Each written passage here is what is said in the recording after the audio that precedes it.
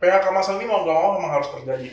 Kenapa? Jelas, itu salah pemerintah. Ketika lu ngeliat duit segitu banyak, nggak mungkin lu nggak main. Apalagi lu udah ada punya jabatan besar. Iya. Itu yang terjadi. Banyak orang yang begitu. Kalau sekarang kita mikirnya apa? Covid. Tapi ketika duitnya udah datang, nggak itu lagi yang kita pikirin. Ketika pemerintah udah nggak sanggup, itu pasti terjadi. Apapun katanya. Karena orang-orang tuh kalau lapar apapun bisa diperbuat. Jangan sampai belum waktunya kita udah pecah duluan.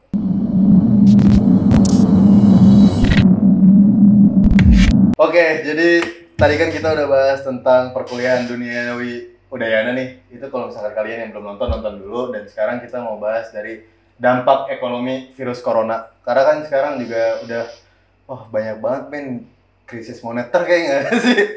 Udah parah banget gak sih cuy? Dari PHK massal, terus dari dolar naik, dari banyak banget lah kayak gue ngeliat sadis banget sih ini. Nah, terus kalau misalkan menurut lu nih sebagai perkuliahan duniawi ekonomi pembangunan, ngeliat dampaknya dari segi apa sih? Dari segi pertumbuhan ekonominya. Okay. Pasti itu bakal melambat. Itu pasti bakal melambat. Kayak yang tadi dibilang PHK massal, ya kan? Kebetulan bokap gue juga menangani hal-hal yang begitu kan. PHK massal ini mau nggak mau memang harus terjadi. Kenapa? Salah satunya kan begini. Kalau dalam ilmu ekonomi itu ada fixed cost dan variable cost. Iya. Ya kan? Ketika lu nggak berproduksi tapi lu harus tetap mengeluarkan biaya. Iya. Biaya mana yang harus bisa dipotong? Salah satunya apa? Biaya dari pekerja. Itu kan variable cost. Iya. Ya kan? Itu harus dipotong. Iya. Karena misalnya kalau kayak gue nih, misalnya gue punya perusahaan tekstil. Ya kan? Fixed cost gue itu apa? Listrik, air, sewa tanah, dan lain-lain. Variable cost gue itu tinggi rendahnya permintaan terhadap tekstil gue. Intinya mah nggak ada pemasukan lah ya buat ini lah. Ya salah satu yang bisa dilakukan oleh para pengusaha yaitu memotong biaya yang keluar. Tapi kan gini Ben, kayak misalkan orang-orang yang udah berkeluarga lah ya, kayak banyak banget lah misalkan yang di PHK itu orang yang udah punya anak 1, 2, 3, 4 terus jadi menganggur gitu dong. Lu tau gak sih berapa jumlah yang di PHK? 1,2 juta men. Itu dari tanggal berapa ya, sebelum tanggal 10 gitu gue baca. Ini kan gila banget men, kayak dari segi ekonomi ini bener-bener turun banget gak sih? Ya itu, kita dari segi ekonomi kalau misalnya masalah corona ini kita udah salah dari awal. Kenapa? Ketika virus ini merebak, kita nggak buru-buru menjaga supaya virus ini masuk. Kita masih tetap santai dan lain-lain. Ya kan? Tapi ketika udah kita masuk, kita kena 2 orang pertama, kita langsung kocar-kacir. Setelah kita 2 orang pertama, baru kita kocar-kacir, disitulah mulai gejolak-gejolak ekonominya. Mulai pemberhentian, mulai peliburan produksi, baru mulai PHK massal, itu yang mulai. Makanya gue bilang gini, kita tahu bahwa kesempatan kerja kita ini kecil, sedikit, berbanding terbalik sama masyarakat yang pengangguran. Itu bisa 1:7, 1:6 kesempatan kerja dan penganggurannya. Ketika kita udah tahu ini sebesar ini perbandingannya, kita nggak buru-buru ngejaga. Itu salahnya kita. Salah kita itu kan pemerintah lah ya men. Iya, masyarakat bukan. Jelas, itu salah pemerintah. Salah pemerintahnya kurang di pencegahan. Pas udah begini, mau nggak mau, terjadilah PHK massal segala macam. Tapi di saat pencegahan gini malah bahas tentang omnibus law. Itu urusan yang di sana. Iya. Nah ini kan gue mau nanya nih Ben, ini kan sebenarnya kayak misalkan dolar naik men. Orang yang misalkan nggak tahu kayak nggak guna lah buat gue dolar naik apa segala. Tapi mereka nggak tahu dampaknya dolar naik men. Lu barang-barangnya dari luar kan pakai dolar gitu istilahnya kan. Mungkin orang-orang yang di bawah itu nggak merasakan juga. Sebenarnya gini, kalau masalah dolar ini kita sebenarnya nggak perlu pusing. Karena apa? Waktu terjadinya perang dagang di tahun 2018, kalau nggak salah gue kuartal kedua atau kuartal pertama, itu kita sempat 18.000 selama 2 hari. Iya. Tapi kenapa kita nggak ribut? Walaupun kita sempat 2 hari 18.000. Makanya gue, sebenarnya ini juga siapa yang gue ungkapin kan, kebetulan gue dapat wadahnya juga. Sebenarnya gini, gue juga terkadang kesal ngeliat banyak komentar netizen yang bilang, dolar udah segini. Sebenarnya gue juga muak, kenapa? Kita cuma tahu angkanya, Iya. kita nggak tahu mekanismenya. Makanya gue bilang gini, sekarang walaupun dolar 16.000, Iya. tapi masyarakat kita tetap santai-santai aja belanja. Ya kan? Hmm. Walaupun kita dibilang, waduh dolar udah segini, kita tetap belanja santai. Kita nggak pernah pusing. Makanya sebenarnya gini, walaupun dolar tinggi, tapi hebatnya kita apa? Hebatnya pemerintah sekarang apa? Dia bisa menjaga inflasinya kecil. Cuman di angka 3% atau berapa persen gitu, gue lupa. Cuma di angka segitu, sehingga apa? Walaupun terjadi pelemahan terhadap kurs rupiah sampai segitunya, kita itu nggak terlalu berpengaruh buat kita. Lu yakin nggak terlalu berdampak? Enggak dong. Karena apa? Sistem perekonomian gini. Sistem perekonomian itu ada 3. Iya. Sosialis, kapitalis, campuran. Indonesia menganut sistem ekonomi campuran yang mengarah ke arah sosialis. Yakin lu nggak ada kapitalisnya? Nggak ada. Bukan nggak ada. Kalau campuran ini menganut kapitalis dan sosialis, tapi lebih mengarah kemana? Dan Indonesia lebih mengarah ke arah sosialis. Kenapa? Karena banyak dari undang-undang kita juga, banyak dari kementerian kita juga yang bertujuan apa? Menyejahterakan rakyat Indonesia. Tapi kan gini beda, kayak misalkan gue lihat misalkan ketika emang udah di PHK massal terus kayak pengangguran banyak banget, dan ketika harga ini kan wah gila banyak banget udah naik juga cuy. Sedangkan orang mau beli juga gimana, makan juga susah. Sedangkan ketika tidak diterapkan karantina wilayah, malah diterapkan PSBB. Kalau lu tau gak sih bedanya kayak misalkan karantina wilayah dengan PSBB? Kalau karantina itu lu ada kewajiban buat memenuhi kebutuhan pokok, men. Ini kan orang bingung gitu. Sebenarnya gini, yang susahnya Indonesia itu ya begini. Kenapa gue bilang? Kita serba salah. Kita melakukan karantina wilayah salah, kita melakukan lockdown juga salah. Karena yang terjadi apa? Belakangannya. Gua ambil contoh Italia. Italia ngelakuin lockdown selama 14 hari. Yang terjadi apa? Kerusuhan. Karena apa? Bahan pangan tuh nggak bisa dipenuhi oleh pemerintah. Tapi kan pakar-pakar mau dari kesehatan, mau dari ekonomi itu bilang lockdown nih. Karena emang dampak ekonomi bakal besar ujungnya. Tapi kan dari segi kematian yang meminimalisirkan. Iya nggak sih? Iya emang. Cuman kan itu tetap aja pro kontra. Iya. Pro kontra. Ada yang pro akan lockdown, ada yang kontra akan lockdown. Karena apa? Kalaupun kita lockdown, bisa nggak sih pemerintah memenuhi kebutuhan masyarakatnya selama lockdown? Nah itu duitnya kemana? Maskernya tolak. Kalaupun kita nggak lockdown, ya kan? Bisa nggak sih pemerintah menyediakan alat-alat kesehatan? Kan sebenarnya gitu lagi. Makanya sebenarnya itu semua pro kontra. Gue nggak bisa bilang, oh gue lebih pro atau gue lebih kontra. Kita objektif lah ya. Gue objektif. Nah, kalau misalkan menurut lo dampaknya lagi apa sih Ben kalau ngeliat dari virus corona ini kan kalau nggak salah sih sampai September ya? Iya nggak sih? Iya. Menurutnya sampai September bakal terus berlangsung. Bahkan ada menteri yang bilang apa? Dari 270 juta 500 orang, belum ada 500 orang ya? Belum ada 500 orang ya? Itu gokil banget sih. Gue aja kesel dengernya, serius. Asli gue kesel dengernya. Kayak remeh banget gitu loh. Dari segi misalkan dari segi ekonomi, dari segi pemerintah, apa sih yang lo kesahkan? Kalau dari segi ekonomi gini, telatnya pemerintah melakukan pencegahan. Itu gue keselnya di situ. Kenapa? Ketika ini virus merebak di Cina sana, kita nggak buru-buru langsung melakukan pembatasan. Tapi kan itu kan udah terjadi nih kan. Kita lihat yang kondisi realnya sekarang nih.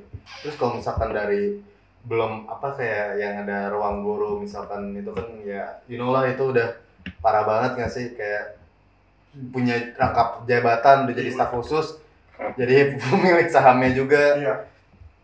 Terus kalau melihat dari segi omnibus law yang punya kesempatan dirapatkan kembali di wadah ini, terus lo ngeliat ada dari segi apa lagi? Keresahan lo? Kurangnya kesadaran masyarakat sih. Kayak gimana? Kayak gini. Ketika pemerintah udah melakukan PSBB ini segala macam, tetap aja banyak masyarakat yang seakan tidak peduli. Dia tetap keluar nggak pakai masker segala macam. Kayak bahasa kasarnya persetan lah sama itu semua. Ya salah satu sih yang mungkin bisa efek jerahnya sih. Kayaknya itu perlu sih. Seenggaknya lu kalau mau keluar ya oke lah lu keluar, tapi pakai masker lah, tolong gitu loh. supaya nggak makin banyak lah yang kena gitu loh. Tapi kan ibaratnya nih Ben, sampai sekarang kan perusahaan juga nggak ada perusahaan yang masih tetap mempekerjakan Ben. Ini kan orang kebingungan ketika kita harus disuruh di rumah, tapi dia harus memenuhi kebutuhan nafkahnya itu gimana? Sebenarnya gini, kalau masalah itu kan balik lagi sih ke ini, ke pemilik perusahaannya. Iya. Tetap aja gitu loh, maksudnya we are human gitu loh. Tetap aja kita ada bandelnya gitu loh. Ketika pemerintah menganjurkan untuk di rumah aja, tetap aja ada yang begini. Cuman kalau yang gue lihat sih bakal ada beberapa perusahaan yang nggak akan bisa libur. Salah satunya PLN, Pertamina itu nggak boleh libur. Karena gimana caranya? Mereka tuh harus tetap bekerja untuk memenuhi kebutuhan masyarakat. Makanya kalau gue lebih prefer, nggak apa-apa deh perusahaan-perusahaan yang emang menyangkut hidup orang banyak tetap berjalan nggak apa-apa. Tapi kalau yang tidak terlalu perlu banget, stop deh mending dulu. Oke. Nah Ben, ini gue mau bahas tentang, ini kan sebenarnya kayak udah lagi down banget lah dari segi ekonomi. Bakal krisis moneter nggak sih men, kayak kejadian 98 menurut lo nih? Akan ada kerusuhan dan lain-lain gitu. Tergantung. Kita bicara tentang persepsi ya, kita bukannya provokasi atau gimana nih? Kalau gue lebih ke arah tergantung. Gimana? Ketika nanti pemerintah tidak bisa memenuhi kebutuhan masyarakat lagi, ketika nanti pemerintah tidak bisa melakukan penyeimbangan perekonomian, itu pasti terjadi. Ketika pemerintah udah nggak sanggup, itu pasti terjadi. Apapun katanya. Karena orang-orang tuh kalau lapar apapun bisa diperbuat sih. Yoi. Cuman yang perlu yang dicegah sekarang nih provokator.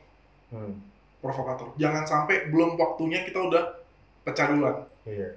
Sebisa mungkin provokator ini coba deh dikurang-kurangin dulu. Gimana caranya deh? Bukan dikurang-kurangin kalau misalkan gini ya, karena kan sekarang apalagi kalau misalkan lo tau gak sih yang Indonesia ini punya utang ke IMF sejumlah 400 triliunan apa. Cuman yang dialokasi danakan adalah buat COVID-19 ini cuma 70 triliun. Nah itu kan sisanya adalah untuk alokasi bisnis men. Nah lo tahu kan di lingkaran pemerintah yang punya perusahaan-perusahaan gede, siapa lagi gitu yang misalkan yang contoh yang ada 500 orang, terus perusahaan-perusahaan, oh itu udah kapitalis udah raksasa banget. Tapi kan sebenarnya gini deh, kalau misalnya menurut gue, kalau emang the real buat ngalokasi bisnis, itu seharusnya perusahaan-perusahaan tuh yang tadinya mem-PH-kan, itu dikasih dana cuy. Jadi kan kasihan ya orang-orang yang di bawah yang istilahnya cuma dapat duit dari kerjanya kayak gini.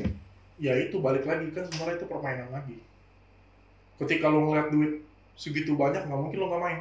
Apalagi lo udah ada punya jabatan besar. Iya. Itu yang terjadi. Banyak orang yang begitu.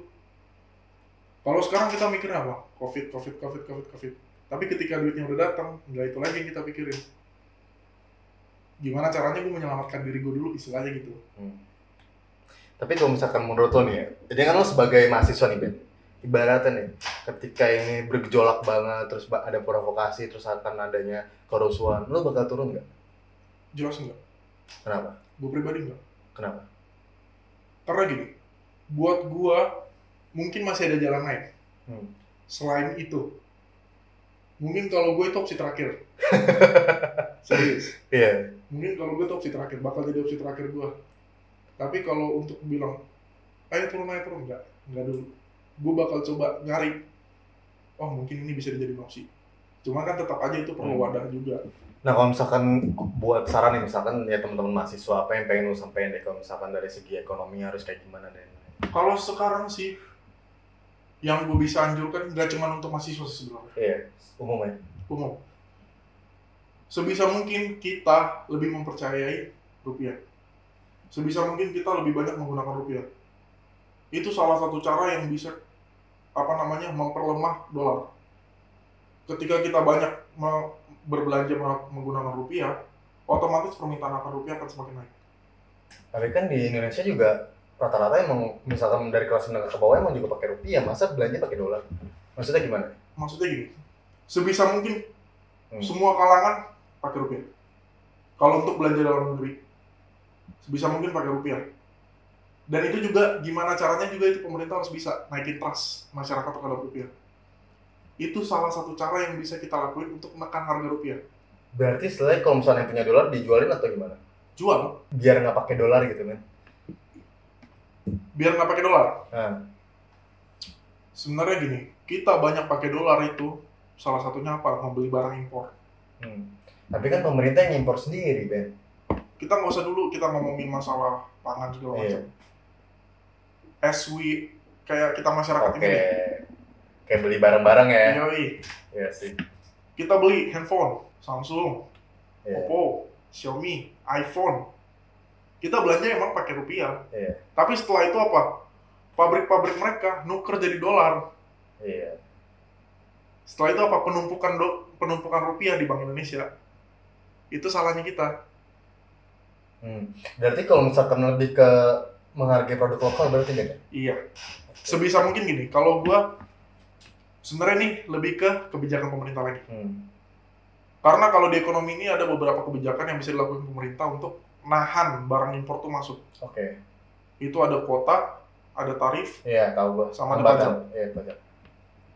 Kalau ini bisa tiga-tiga ini dilakukan, gue percaya deh masyarakat kita pasti lebih banyak pakai rupiah. Tapi ketika emang dihadapkan dengan fakta kalau misalnya impor itu kan duitnya buat ke siapa lagi sih? Iya nggak sih? Iya. Itu yang terjadi. Itu yang terjadi sekarang. Walaupun kita nanti bakal banyak pakai rupiah, pemerintah kita tetap bakal impor bahan pangan, minyak, dan lain-lain. Itu tujuannya buat apa? Kalau nggak cuma buat As we know.